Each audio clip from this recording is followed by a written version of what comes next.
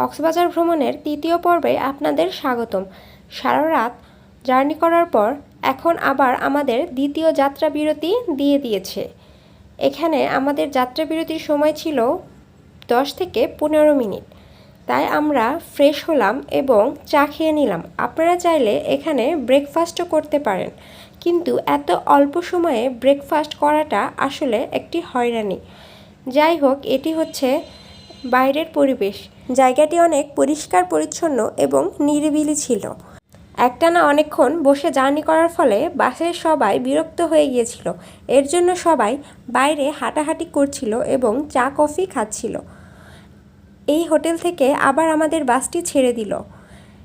এই পরিবেশটি দেখে মনে হচ্ছে কক্সবাজারে চলে এসেছি।